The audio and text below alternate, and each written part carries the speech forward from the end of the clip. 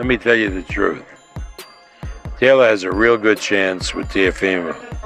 He has no chance with Terence Crawford, as I see it. No chance. Maybe we'll see some flaws in Terence against Porter, but Terence is a special kind of welterweight. All right, y'all. So Bob Arum's talking about he wants to make Teofimo Lopez versus Josh Taylor at 140 for Josh Taylor's undisputed crown should both guys win their next fights.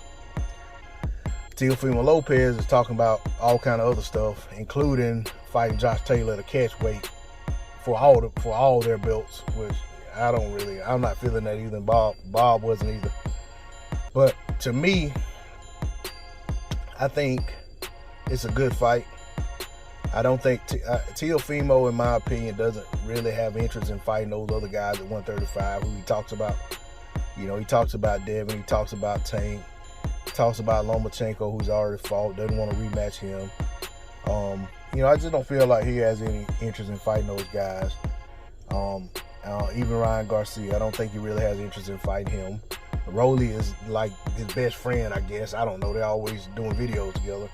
So I just feel like 140 is probably the move for him because he's not interested in trying to become undisputed at 135 for real.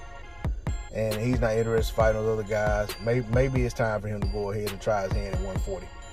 And I'm 100% okay with that.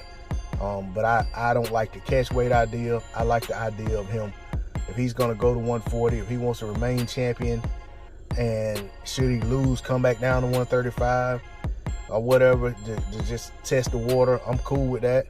But I'm not cool with the catch weight thing. If he wants to vacate and go up to 140 and stay there and let the chips fall where they may, I'm cool with that. But, you know what I'm saying, to me, it just seems like the guy always has, it's always something extra with him. It can never just be cut and dry. You know what I'm saying? So it remains to be seen whether this actually happens. As for Josh Taylor, I don't think Josh Taylor would have a problem whatsoever with making the fight. I don't think Josh Taylor had an issue whatsoever with making the fight with Bud Crawford had that come to fruition. You know, I just think Josh Taylor really is one of those guys who has self-belief and you know, he believes that he has a chance against anybody and he expects to beat anybody he fights. But also I feel like he's the type of guy who doesn't, you know, he's not concerned about losing a fight. And I think that's what makes these guys who are willing to go in there and mix it up with everybody. That's what separates these guys from those guys who move around strategically, worrying about risking a loss. So, you know, I feel like it's a good fight. You know, Bob Arum, you know, he feels like he favors Teofimo. Feels like Josh Taylor has a chance, but doesn't really, you know, he feels like Teofimo Lopez would be the favorite in there. And I'm not sure I agree with that. I would have to really break the guys down, you know, stylistically versus each other. But let's hope it comes to that. Hope both of these guys wins their fights, and I hope that, you know, this fight comes to fruition. You know, it would have been a lot cooler if Teofimo Lopez was actually the undisputed champion. You have two undisputed champions going at each other, but you know, you have an undisputed against a 3-belt champion, just like we had with AJ and Usyk.